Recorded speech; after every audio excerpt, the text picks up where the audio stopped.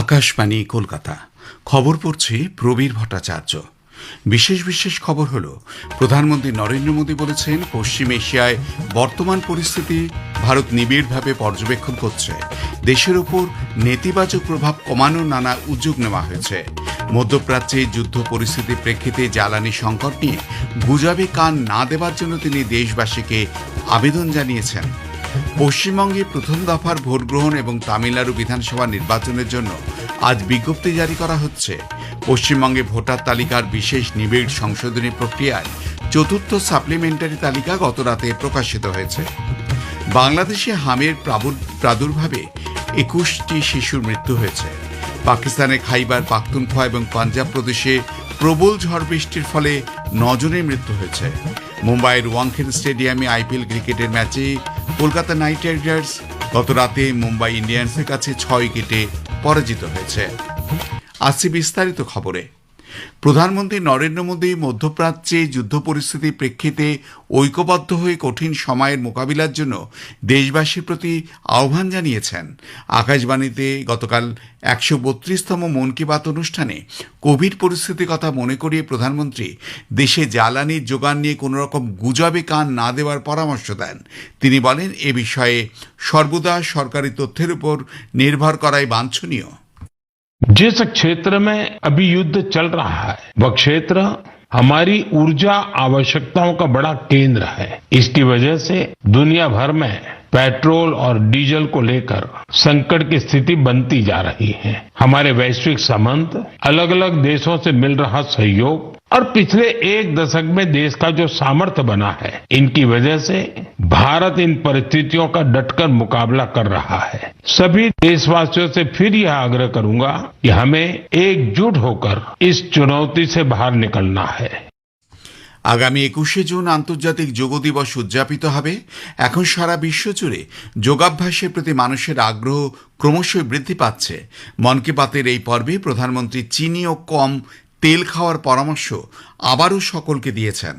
অনুষ্ঠানে উত্তরপ্রদেশে বৃক্ষরোপণের একটি উদ্যোগ সম্পর্কে প্রধানমন্ত্রী জানান, বারাণসীতে 1 ঘন্টায় 2,51,000-এরও বেশি বৃক্ষরোপণ করা হয়েছে, যা গিনেস বুকে ওয়ার্ল্ড রেকর্ড তৈরি করেছে। हाल ही में उत्तर प्रदेश के वाराणसी में एक प्रेरक प्रयास देखने को मिला। वहां एक ही घंटे में 2,51,000 से अधिक पौधे लगाए गए और एक नया गिनीज वर्ल्ड रिकॉर्ड बना। इस प्रयास की सबसे खास बात ये रही कि इसमें हजारों लोग एक साथ जुड़े। छात्र, जवान, स्वयंसेवी संगठन, अलग अलग संस्थाएं, सबने मिलकर इस काम को संभव बनाया। পশ্চিমবঙ্গে আসন্ন বিধানসভা নির্বাচনের প্রথম দফার জন্য আজ বিজ্ঞপ্তি জারি হবে। এর সঙ্গে শুরু হবে মনোনয়ন জমা দেওয়ার প্রক্রিয়া। 6 এপ্রিল পর্যন্ত প্রার্থীপদ দাখিল করা যাবে। পরদিন জমা পড়া মনোনয়নপত্রগুলি পরীক্ষা করে দেখা হবে। প্রার্থীপদ প্রত্যাহারের শেষ দিন 9 এপ্রিল।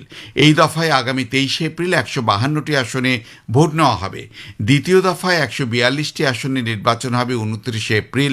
এই পর্বের জন্য বিজ্ঞপ্তি জারি হবে আগামী 2 এপ্রিল। ভোট গণনা 4 মে।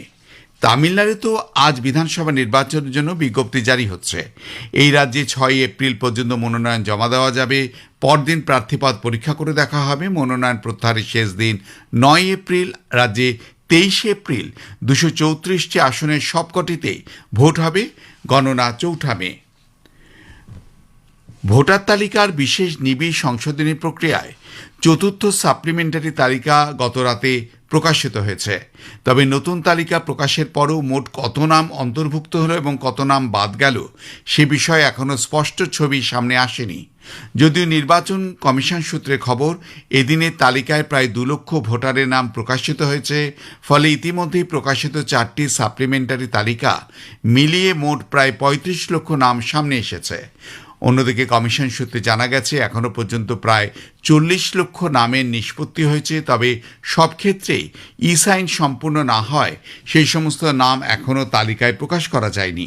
প্রকাশিত তথ্য অনুযায়ী মোট নিষ্কৃতকৃত নামের মধ্যে প্রায় ৪৫% বাদ পড়েছে বলে ইঙ্গিত মিলেছে। সেই হিসাবে এখনও পর্যন্ত প্রায় ১৮ লক্ষের কাছাকাছি নাম তালিকা থেকে বাদ গিয়েছে বলেই অনুমান করা হচ্ছে। ভোটের মুখে এই বিপুল সংখ্যক নাম বাদ পড়ার ইঙ্গিত ঘিরে রাজনৈতিক মহলে ইতিমধ্যেই চর্চা শুরু হয়েছে।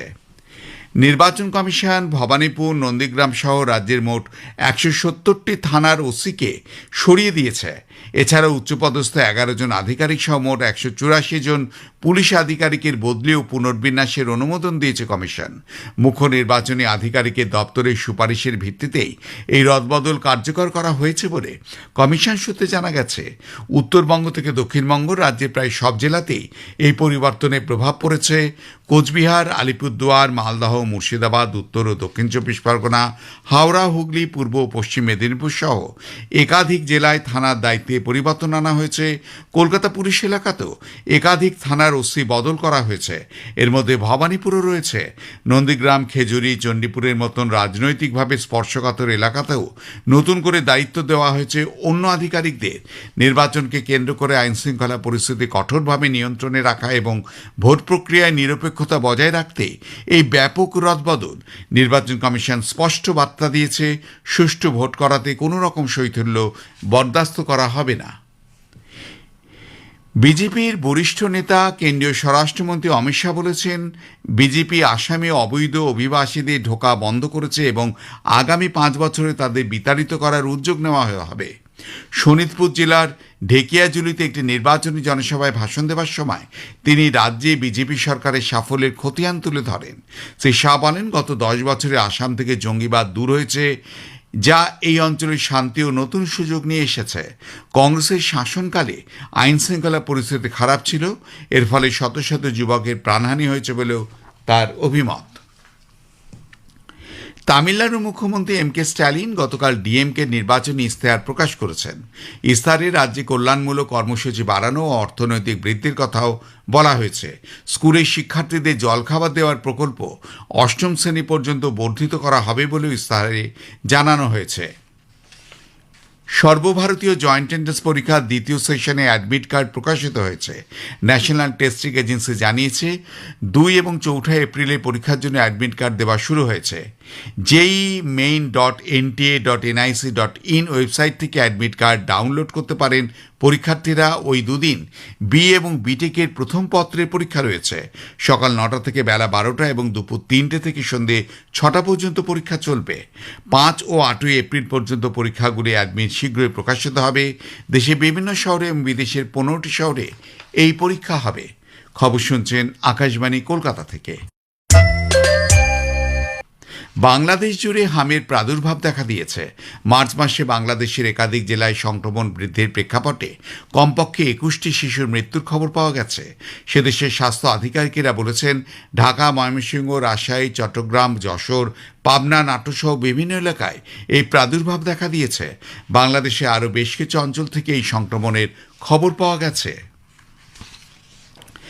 পাকিস্তানের খাইবার পাখতুনখোয়া এবং পাঞ্জাব প্রদেশে প্রবল ঝড় বৃষ্টির ফলে 9 জনের মৃত্যু হয়েছে। বান্নুতে বৃষ্টির ফলে একটি ভবন ভেঙে 6 জন প্রাণ হারিয়েছেন। ঘটনায় 30 জনের বেশি আহত হওয়ার খবর পাওয়া গেছে। এর মধ্যে একটি মসজিদের বারান্দা ধসে 3 জন এবং একটি বাড়ি ধসে 3টি শিশুর মৃত্যু হয়েছে। লাহোরেও ছাদ ধসে 2 জনের মৃত্যু হয়েছে। অন্যদিকে বাহাওয়ালপুর বৃষ্টিতে একটি মোটরসাইকেল পিছলে গিয়ে আরও 2 মৃত্যু হয়। আগামী দিনগুলিতে আরও প্রবল বৃষ্টিপাত, ঝোড়ো হাওয়া এবং আকস্মিক বন্যার আশঙ্কা রয়েছে বলে প্রশাসন সবাইকে সতর্ক করে দিয়েছে।